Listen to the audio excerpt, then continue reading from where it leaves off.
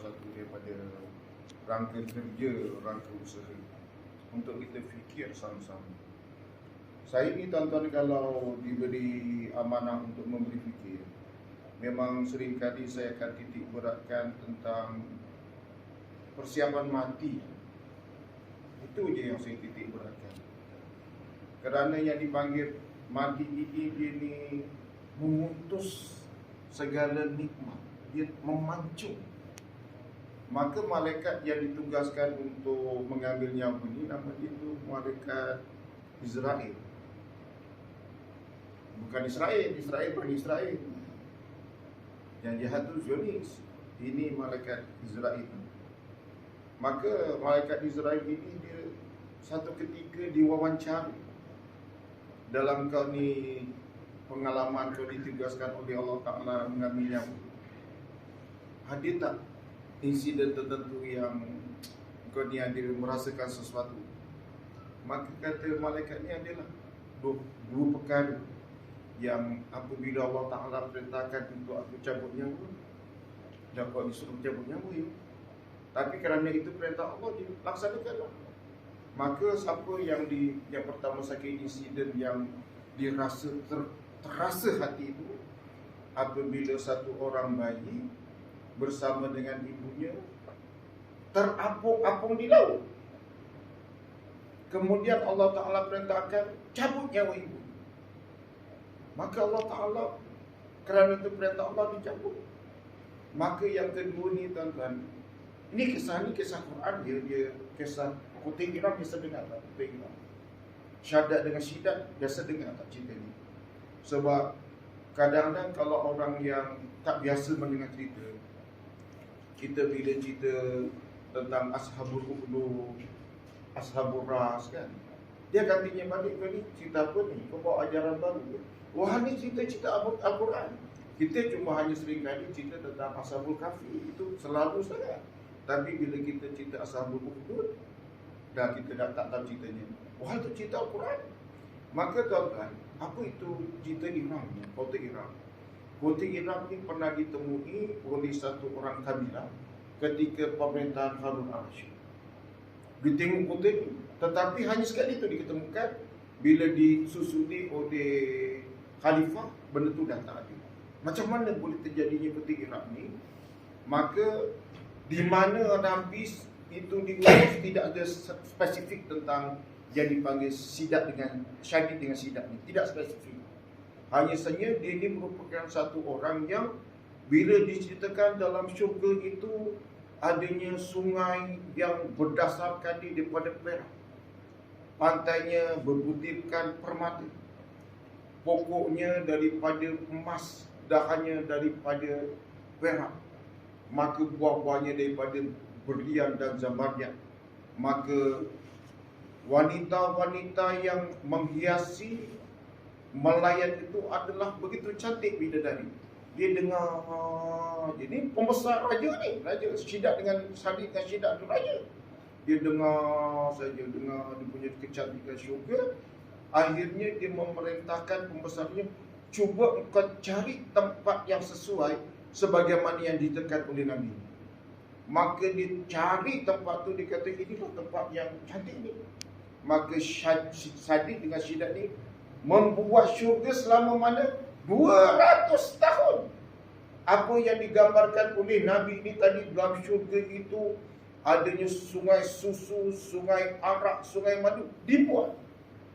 Yang dasarnya daripada perak, dibuat.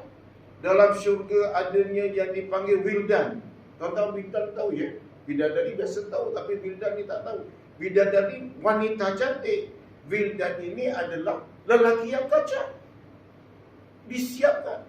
Maka setelah 200 tahun buat syurga ini, maka syidat ini nak masuk ke dalam syurga buatannya. Maka malaikat memerintah, Allah Ta'ala merintahkan malaikat cabut nyawa. Turun daripada kuda, malaikat ambil. Maka dua insiden inilah yang malaikat ini, tuan-tuan yang mulia, yang dibuat daripada cahaya. Tidak makan dan tidak minum, tidak lelaki dan tidak perempuan, dan juga kunza, bukan dia. Malaikat ini bila lelaki bukan perempuan, kunza, tidak Memang diciptakan oleh Allah Ta'ala, memang gitu rupa. Pun ada terasa hati. Dah buat 200 tahun ini nak nikmati, Allah Ta'ala suruh cabut nyawa. Cabut nyawa. Jadi tuan-tuan yang berbalik cerita di tuan-tuan tentang kematian. Yang dipanggil malaikat ni, dia tahu tentang niat kita ni. Niat baik, niat buruk, dia tahu. Bermakna kalau contohnya misal Ibrahim, esok dia nak menginfak harta, malaikat dah tahu. Dah catat satu perkara. Dia amal dapat 10 hasanah.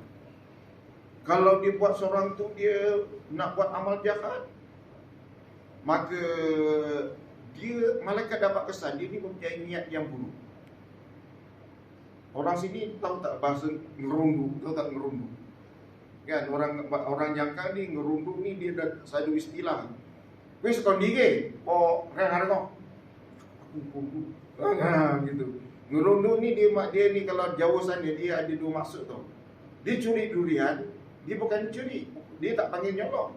Ngerunduk durian. Dia ngerembak lah tu. Yang satu lagi kalau kat jauh sana ngerunduk rondo. Dimintai.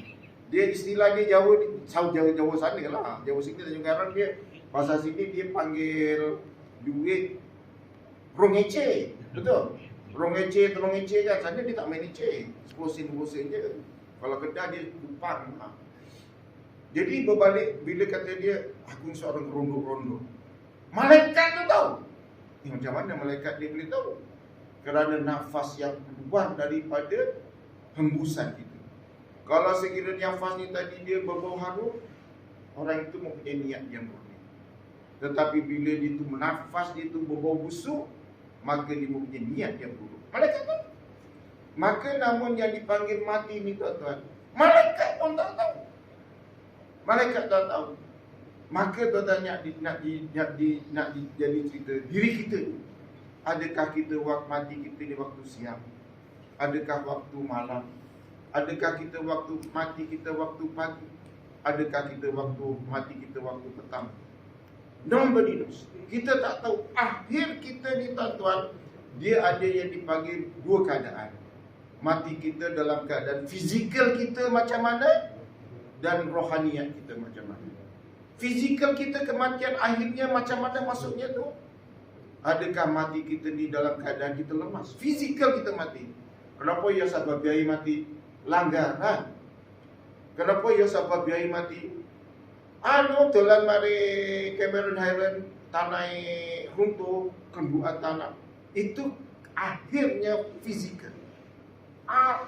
Banyak perkara tentang fizikal ni yang kita kadang-kadang mengerikan, tak mengerikan. Akhir kita ni secara fizikal. Ada orang mati kena panggul kura, ada orang mati kena belit ular, ada orang mati kena sengat ikan sembilan, ada orang mati kena sengat ikan pari. Macam-macam sebab fizikal. Maka tuan-tuan yang mulia, dan satu lagi, inilah yang satu perkara yang sangat penting, yang dipanggil pengakhiran kita dalam keadaan rohaniat. Adakah mati kita dengan ucapan kalimah la ilaha illallah ataupun yang sebaliknya? Ini dua keadaan pengakhiran kita yang sebagaimana saya sebut tadi tuan-tuan. Fizikal dan juga rohani dan juga jasmani. Ada orang yang mati secara fizikalnya di rumah orang-orang tua. Ada orang mati yang secara fizikalnya di hospital. Ada orang yang mati di buat kecemasan. Ada orang yang mati di rumah anaknya ketika beraya meninggal dunia dan sebagainya. Itu secara fizikalnya. Tetapi dalam segi rohaniatnya itulah yang kita nak tentukan bagaimana pengakhiran kita, tuan-tuan. Tuan-tuan yang dirahmati oleh Allah Subhanahu wa taala. Saya lepas raya tempoh hari membuat satu reunion bekas-bekas tentera, dan alhamdulillah saya buat reunion ni dengan bekas cikgu saya pun datang kat tempat saya lah, di tempat saya, di resort saya. Resort tu rakan yang datang daripada satu Malaysia, yang datang daripada Johor, yang datang daripada Perak, yang datang daripada Kedah, Penang, turunlah cikgu saya, Komander Zulfikar. Saya jemput, dia pun datang. Yang tak datang tu Jeneral Malik, sebab masa tu dia ada tugasan di Turki, dia tak dapat hadir. Apa yang saya nak cerita, saya penuhi majlis tersebut. Maghrib solat berjemaah, mana yang jamak takdim, lepas tu saya bagi tazkirah. Dalam tazkirah tu saya cakap apa? Tuan-tuan yang mulia, dalam satu intake kita dulu 3 company, kita seramai 144 orang anggota. Maka mengikut kepintaran kita, ada yang diajarkan, yang pandai masuk tentera laut, yang kurang pandai masuk tentera udara, yang sikit saya cakap masuk tentera darat. Dan kemudian dalam tentera darat adalah jalani jadi komando dan sebagainya. Saya cerita dengan itu ikut keputusan peperiksaan. Dan saya masuk tentera laut atas dasar keputusan peperiksaan. Saya cakap begitulah pada tazkirah tu. Jadi daripada 144 yang dapat datang sekarang ni tinggal 86. Saya cakap kat dia, yakin pasti dan sepasti tahun depan kita buat lagi, tak tahu tinggal berapa yang tinggal. Daripada 86 yang hadir ni, tahun depan datang tak tahu tinggal berapa yang tinggal. Termasuk saya hadir, dapat hadir ke tidak, hanya Allah Ta'ala yang mengetahui. Selang 2 minggu itu, betul yang betul-betul duduk depan saya Juahir. Tahu-tahu dekat Johor, meninggal dunia. Rupanya yang pertemuan di tempat saya, last jumpa dengan kawan-kawan. Ini kematian, tuan-tuan. Kematian. Hanya senyap, tuan-tuan, yang saya cerita pasal mati, cerita pasal Iram, kota Iram, Syadid dengan Syidat. Saya nak rumuskan beginilah, tuan-tuan. Saya nak rumuskan ni. Setiap sesuatu ini, tuan-tuan, dia kena perlu usaha dan ikhtiar. Ikhtiar dan usaha. Ada ke, saya nak tuan tunjuk pada saya, ada ke orang tanpa ikhtiar dan usaha, dia dapat? Contohnya, saya nak sejadah ni.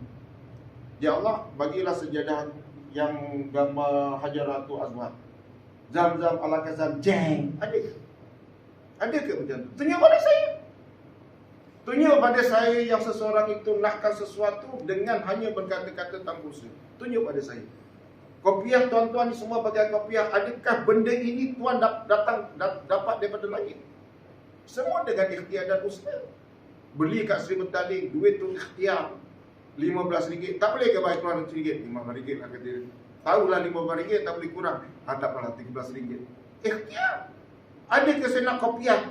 Zam-zam ala kata jeng dapat kopiah. Banyak dari. Apa sudut sekalipun kena ikhtiar dan usaha. Baik rumah, kediaman, kenderaan, kan? Semua ikhtiar dan usaha.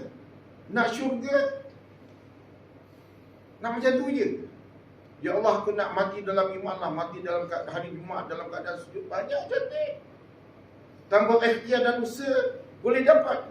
Allah Ta'ala Maha Kuasa dah. Mintakan baik. Ya Allah, Engkau berilah aku mati di saat, di hari yang baik, di tarikh yang baik, di tempat yang baik, dalam kedudukan yang baik.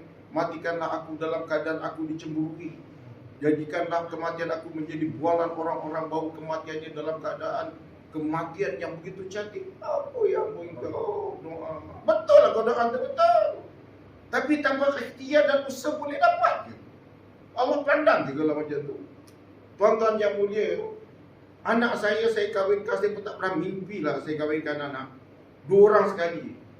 Haris dengan Eka, 2 pasang lah. Satu dapat orang Pahang, satu dapat orang Perak. Persiapan kahwin ni tuan-tuan yang mulia, ini bukan cerita pasal duit. Dekat dengan 3 bulan lah rasa. Pelamin, siapa, apa namanya, kau nak pakai baju apa kah? Nak pakai uniform lah. Kata, okey lah kau pakai uniform. Dengan geng-geng sekali kau datang pakai uniform ni. Apa nama Haris, kau nak pakai apa? 3 bulan punya persiapan. Kanopi nak mana kanopi ni? Apa nama catering mana ni? Persiapan tuan-tuan yang mulia tu kahwinkan anak. Kemudian dia punya, apa ni tuan-tuan, dia punya ni, jemputan. Bagi tahu abang sepupu-sepupu, minta tolong ayah wasapkan. Persiapan. Habis mati tak ada persiapan. Yang saya cakap cerita ni yang tidak diketahui datang siang ataupun pagi ataupun petang malam. Tak ada persiapan. Yang kita berdegar-degar anak nak pergi masuk asrama, persiapan beli uniform, buka sekolah apa semua. Begitu rupa. Yang nak mati tak ada persiapan. Kamu dah. Itu yang kita ni tuan-tuan, jemaah dikeluarkan datang sini. Ingat suka ke? Dengan keadaan saya kencing mana yang macam ni. sampai bangun pergi tandas sampai 5-6 kali keranda kat situ, kita jenazah kat situ. Macam kita jumpa tu.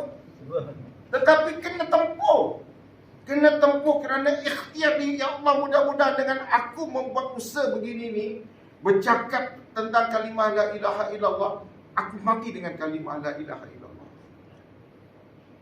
Saya membuat persiapan. Persiapan ke apa?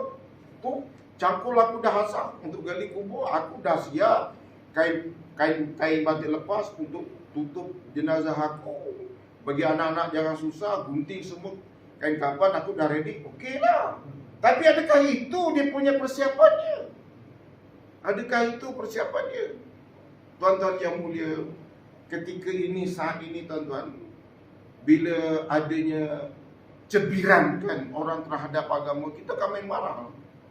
Bila kita sebut, saya tak nak ulang lah orang penghina terhadap Islam tu, bagaimana kan ada kat crack house tu kan. I am Nur Amira from Kuala Kangsar. I am 30 years old. I'm studying in Subway Madrasah. I am already hafal yang Quran 15 juzuk. Kan bahat dia kata, dia buka tudung dia kan, dia buka dia punya inang. Marah orang. Marah sampai ada yang nak bawa bunuh. Betul, kita marah kerana orang mencibir agama. Tetapi kita sedar tak, kalau kita orang tu mengutuk tentang Allah, macam mana Rasulullah, macam mana kita marah kata menghina Islam, kita rasa sini yang menghina Islam macam dahsyat. Nabi cakap macam mana, mantara kasolah muta'amidan faqad kafara jihad. Kemudian Nabi sallallahu alaihi wasallam, solat itu imaduddin. Yang mendirikan solat itu mendirikan agama. Yang meninggalkan solat meruntuhkan agama. Yang meruntuhkan agama tu siapa yang mencaci tentang Rasul yang baca Quran ataupun orang yang meninggalkan solat. Maka sebetulnya secara kita tidak sedar, kita yang mendirikan solat itu, kita buat balik pagi kita solat, kita sedang naikkan agama. Dulu yang agama kita naikkan. Kemudian yang lain pula dia tinggalkan solat, dia runtuhkan tiang-tiang agama yang kita didirikan. Yang menaikkan itu sikit, yang meruntuhkan banyak. Sampai bila nak bangun? Itu lagi dahsyat penghinaannya. Jadi tuan-tuan yang mulia, akhir kata jemaah, saya difahamkan memang pertama sekali nak maklum pada Tuan Nazir lah. Sebab mesyuarat pagi tadi Tuan Nazir, kita akan berada di sini ni sehingga hari Sabtu. Sebabnya hari Jumaat kita pun nak dengar kat sini penyampaian khutbahnya sudah tentu menarik kan, sudah tentu cantik. Jadi nak dengar khutbah yang disampaikan oleh Imam Nurul Islam lah kan, itu satu perkara lah. Dan kemudian mana-mana kalau saya keluar 40 hari, memang masjid yang pertama tu tadi memang kita ambil masa lebih sikit. Jadi untuk makluman Tuan Nazir lah ya. Jadi hari Sabtu ni kita akan baru bergerak ke masjid lain. Maka tuan-tuan, saya menawarkan tu membeli pada tuan-tuan ini satu perkara, iaitu taskil yang mana saya sebut tadi, persiapan mati perlu dibuat. Maka jomlah kita sama-sama untuk kita membuat persiapan atas kematian. Bersama-sama rombongan ni bergerak ke masjid lain untuk kita sama-sama membuat persiapan tersebut. Kerana Nabi SAW, apa yang Nabi katakan, siapakah orang yang pintar itu, yang bijaksana? Nabi SAW jawab, orang yang ingat mati dan membuat persiapan ke atasnya. Bukan sekadar ingat mati, dia tetap full stop di situ. Dia ingat mati satu bab, buat persiapan atasnya satu bab. Jadi dia bagi nama ni memang sunnah. Bukan berarti bila aku dah bagi nama dengan jemaah daripada Jakang lah, tak pergi macam mana kena tangkap polis. Tidak. Hanya kata orang tu sebagai sunnah.